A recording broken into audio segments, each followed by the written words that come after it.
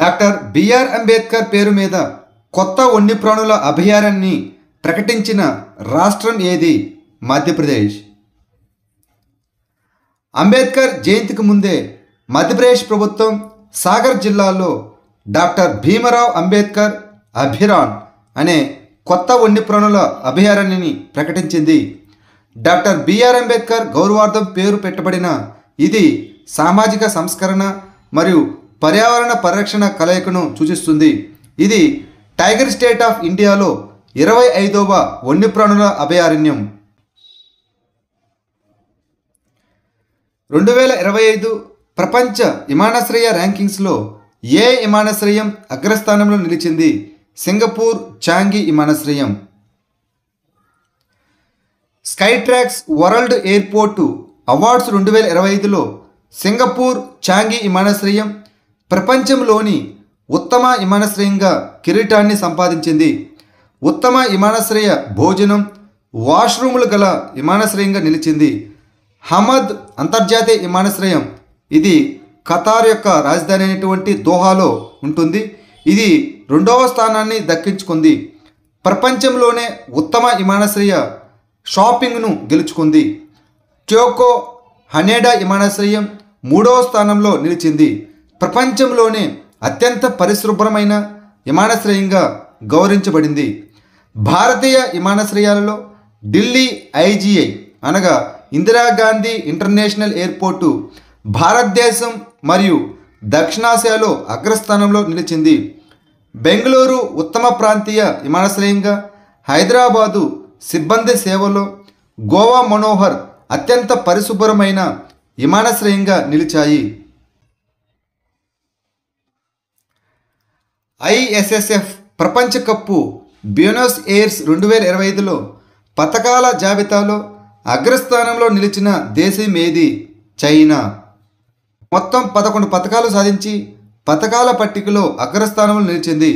భారతదేశం 8 పతకాలతో అనగా 4 స్వర్ణాలు, 2 రజతాలు, 2 కాంస్య పతకాలతో 2వ స్థానంలో నిలిచింది. యునైటెడ్ స్టేట్స్ ఆఫ్ అమెరికా 6 పతకాలతో 3వ స్థానంలో నిలిచింది. అర్జెంటీనాలోని బ్యూనస్ ఎయిర్స్లో జరిగిన అంతర్జాతీయ షూటింగ్ స్పోర్ట్స్ ఫెడరేషన్ ఐఎస్ఎస్ఎఫ్ ప్రపంచ కప్ 2025 మొదటి దశలో భారతదేశం చైనా తర్వాత 2వ స్థానంలో నిలిచింది. ఇటీవల ఏ క్రికెటర్కు నైట్హుడ్ గౌరవం లభించింది? James Anderson. ఇతను ఇంగ్లాండ్ యొక్క క్రికెట్ ఆటగాడు. ఇంగ్లాండు దిగ్గజ ఫాస్ట్ బౌలర్ అయిన జేమ్స్ అండర్సన్కు ఏప్రిల్ 11, 2025న క్రికెట్కు చేసిన సేవలకు గాను రిషి సునక్ రాజీనామా గౌరవార్థం నైట్హుడ్ లభించింది. అతను 2024లో 704 టెస్ట్ వికెట్లతో రిటైర్డ్ అయ్యాడు. ఇది ఏ ఇంగ్లాండ్ బౌలరు మరియు సీమర్ సాధించిన అత్యధిక వికెట్లు. మురళీధర్ శ్రీలంక, వార్ను ఆస్ట్రేలియా తర్వాత 3వ స్థానంలో నిలిచాడు. అండర్సన్ 188 టెస్టులు ఆడి 991 అంతర్జాతీయ వికెట్లు పడగొట్టాడు. సుఖోయ్ 30 MKI నుండి LRGP గౌరవ పరీక్షలను ఏ సంస్థ విజయవంతంగా నిర్వహించింది? DRDO. రక్షణ పరిశోధన మరియు అభివృద్ధి సంస్థ అయినటువంటి DRDO 2025 ఏప్రిల్ 8 నుంచి 10 వరకు సుఖోయ్ 30 MKI విమానాన్ని ఉపయోగించి గౌరవ లాంగ్ రేంజ్ గ్లైడ్ బాంబు అనగా LRGP పరీక్షలను విజయవంతంగా నిర్వహించింది. 1000 కిలోల బాంబు దాదాపు 100 కిలోమీటర్ల పరిధిలో పిన్ పాయింట్ ఖచ్చితత్వాన్ని ప్రదర్శించింది. ఇది భారతదేశ స్వదేశీ వాయువు ప్రయోగ ఆయుధ వ్యవస్థలలో గణనీయమైన పురోగతిని సూచిస్తుంది. సిఈ మిలాకు మరియు DGAQA మద్దతుతో RCI, ARDE మరియు ITR చాందిపూర్ అభివృద్ధి చేసిన గౌరవ క్షిపణి. మహిళల భద్రత మరియు సాధికారతపై స్త్రీ సమిట్ 2025కు ఆతిథ్యం ఇచ్చేటటువంటి నగరం ఏది? హైదరాబాద్. మహిళల భద్రత మరియు భద్రతను సాధికారపరచడానికి హైదరాబాదు నగర భద్రతా మండలి అనగా HCSC స్త్రీ అనగా భద్రత, శిక్షణ, గౌరవం, సాధికారత మరియు సమానత్వం సమిట్ యొక్క 2వ ఎడిషన్ను నిర్వహిస్తున్నది. మహిళలు ఎదుర్కొంటున్న కీలకమైన భద్రతా సవాలును పరిష్కరించడం మరియు గౌరవం, సమానత్వం, అదేవిధంగా సాధికారత సంస్కృతిని ప్రోత్సహించడమే ఈ సమిట్ యొక్క లక్ష్యం. 2025 ఆప్రికాట్ ఫెస్టివల్ అనగా కుబాని ఎక్కడ జరిగింది? లడఖ్ ప్రాంతంలో. 2025 ఆప్రికాట్ బ్లోసమ్ ఫెస్టివల్ ఇటీవల లడఖ్లో జరిగింది. ఈ పండుగ వసంత నెలలో లడఖ్లో ప్రముఖంగా కనిపించేటటువంటి నేరేడు పండు పువ్వుల వేడుక. ఇది లడఖ్లో పర్యాటకాన్ని ప్రోత్సహిస్తుంది. అదేవిధంగా ఈ ప్రాంతం యొక్క సాంస్కృతిక వారసత్వాన్ని ప్రదర్శిస్తుంది. ఇటీవల వార్తలో కనిపించిన కాంచా గచ్చిబౌలి అడవి ఏ నగరంలో ఉంది? హైదరాబాద్. ఇన్ఫర్మేషన్ టెక్నాలజీ అనగా IT అభివృద్ధి కోసం భూమి వేలంపాటలకు వ్యతిరేకంగా నిరసనలు వ్యక్తం చేసిన తర్వాత హైదరాబాదులోని కాంచా గచ్చిబౌలి అడవిలో అటవీ నిర్మూలనను భారత సుప్రీంకోర్టు నిలిపివేసింది. కాంచా గచ్చిబౌలి ఇది 730 కంటే ఎక్కువ వృక్షజాతులు మరియు 220 పక్షు జాతులకు నిలయం. తెలంగాణ ప్రభుత్వం ఈ భూమిలో 400 ఎకరాలను IT మౌలిక సదుపాయాల ప్రాజెక్టుల కోసం వేలం వేయాలని ప్రణాళిక వేసింది. అటవీ జీవ వైవిధ్యాన్ని కాపాడాలని డిమాండ్ చేస్తూ విద్యార్థులు, పర్యావరణవేత్తలు మరియు పౌర సమాజ సంఘాలు నిరసన తెలిపాయి. న్యూఢిల్లీలో హరిత్ యోగా కార్యక్రమాన్ని ప్రారంభించిన మంత్రిత్వ శాఖ ఏది? ఆయుష్ మంత్రిత్వ శాఖ, the ministry of Ayush. Ayurveda, yoga and ప్రకృతి వైద్యం, యునాని, సిద్ధ మరియు హోమియోపతి మంత్రిత్వ శాఖ అనగా ఆయుష్ 2025 అంతర్జాతీయ యోగా దినోత్సవం ఈవెంట్లలో భాగంగా ఢిల్లీలో హరిత్ యోగా కార్యక్రమాన్ని ప్రారంభించింది. వ్యక్తిగత శ్రేయస్సు మరియు భూగ్రహం యొక్క ఆరోగ్యం రెండింటిని జాగ్రత్తగా చూసుకోవడానికి చిహ్నంగా చెట్లను నాటడానికి ప్రజలను ప్రేరేపించడం దీని యొక్క లక్ష్యం. అంతర్జాతీయ యోగా దినోత్సవం 2025 జూన్ 21న ఒక భూమి కోసం ఒక ఆరోగ్యం అనే థీమ్తో జరుపుకుంటారు. ఆకాష్ వాయు రక్షణ క్షిపణి వ్యవస్థను ఏ సంస్థ అభివృద్ధి చేసింది? రక్షణ పరిశోధన మరియు అభివృద్ధి సంస్థ అనగా DRDO.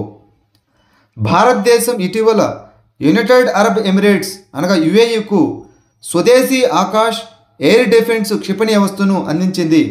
ఆకాష్ అనేది శత్రు వైమానిక దాడుల నుండి ముఖ్యమైన ప్రదేశాలను రక్షించడానికి రూపొందించబడిన short range surface to air క్షిపణి వ్యవస్థ. దీనిని భారతదేశంలో defence research and development organisation అనగా DRDO పూర్తిగా అభివృద్ధి చేసింది మరియు హైదరాబాదులోని భారత్ డైనమిక్ లిమిటెడ్ అనగా BDL దీనిని తయారు చేసింది. ఈ క్షిపణి వ్యవస్థను మొదట 2014లో భారత వైమానిక దళంలో మరియు తర్వాత 2015లో భారత సైన్యంలో చేర్చారు. 2022లో ఆర్మేనియా దేశం ఆకాష్ క్షిపణి వ్యవస్థను కొనుగోలు చేసినటువంటి మొట్టమొదటి విదేశీ దేశంగా అవతరించింది. డైర్ వోల్ఫ్ పునర్జన్మను ఏ దేశ బయోటిక్ సంస్థ ప్రకటించింది? అమెరికా.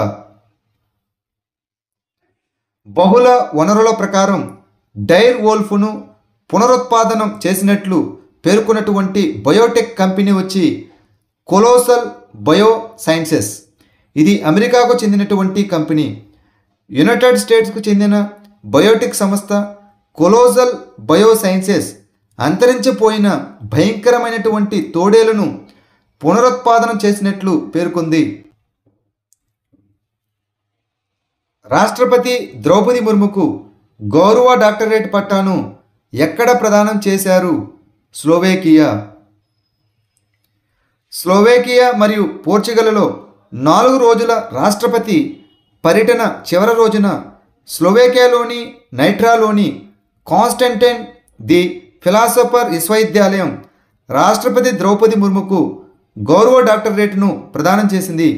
ఆమె విశిష్ట ప్రజాసేవ, సామాజిక న్యాయం పట్ల నిబద్ధత మరియు విద్య, మహిళా సాధికారత, అదేవిధంగా సాంస్కృతిక పరిరక్షణ కోసం ఆమె చేసిన కృషికి గాను ఈ ప్రతిష్టాత్మక గుర్తింపు లభించింది. ఎయిమ్స్ ఆసుపత్రుల్లో రోగుల రెఫరల్ను క్రమబద్ధీకరించడానికి కేంద్ర ఆరోగ్య మంత్రి ప్రారంభించిన డిజిటల్ ప్లాట్ఫామ్ పేరు ఏమిటి? Enter AIIMS referral portal. భారతదేశం అంతటా రోగుల రెఫరల్ వ్యవస్థను మెరుగుపరచడానికి కేంద్ర ఆరోగ్య మరియు కుటుంబ సంక్షేమ మంత్రి JP Nadda enter all India institute of medical sciences అనగా ఎయిమ్స్ రెఫరల్ పోర్టల్ను ప్రారంభించారు. ఈ పోర్టల్ను ఎయిమ్స్ న్యూఢిల్లీ అభివృద్ధి చేసింది. వేచి ఉండే సమయాన్ని తగ్గించడం, మాన్యువల్ లోపాలను తగ్గించడం మరియు ఆరోగ్య సంరక్షణను మరింత రోగికి అనుకూలంగా, అదేవిధంగా పారదర్శకంగా మార్చడం దీని యొక్క లక్ష్యం. అంతర్జాతీయ సౌర కూటమితో భాగస్వామ్య సంస్థ సెపియాపై సంతకం చేసిన మొట్టమొదటి ఆఫ్రికన్ దేశం ఏది? మారిషస్. ఇంటర్నేషనల్ సోలార్ అలయన్స్తో కంట్రీ పార్ట్నర్షిప్ ఫ్రేమ్వర్క్పై సంతకం చేసిన మొట్టమొదటి ఆఫ్రికన్ దేశంగా మారిషస్ నిలిచింది. బంగ్లాదేశ్, భూటాన్ మరియు క్యూబా తర్వాత ఈ సిపిఎఫ్పై సంతకం చేసిన ప్రపంచవ్యాప్తంగా మారిషస్ 4వ దేశంగా అవతరించింది. 2025 ఆర్థిక సంవత్సరంలో భారత ఆర్థిక వ్యవస్థ కోసం ఆసియా అభివృద్ధి బ్యాంకు అనగా ఏడిపి ఎంత వృద్ధి రేటును అంచనా వేసింది? 6.7%. ఇటీవల నివేదికల ప్రకారం ఆసియా అభివృద్ధి బ్యాంకు అనగా ఏషియన్ డెవలప్మెంట్ బ్యాంకు 2025 ఆర్థిక సంవత్సరానికి గాను భారతదేశ జీడిపి వృద్ధిని 6.7%గా అంచనా వేసింది. దేశీయ డిమాండ్ పెరుగుదల, గ్రామీణ ఆదాయాలు పెరుగుదల, బలమైన సేవల రంగం మరియు ద్రవ్యోల్బణం నియంత్రణలో ఉండటం వల్ల వినియోగదారుల విశ్వాసాన్ని పెంచే 2025 ఆర్థిక సంవత్సరం అనగా మార్చి 31, 2026తో ముగిసే భారతదేశ స్థూల దేశీయోత్పత్తి 6.7%గా పెరుగుతుందని ఏషియన్ డెవలప్మెంట్ బ్యాంకు అనగా ఏడిబి అంచనా వేసింది.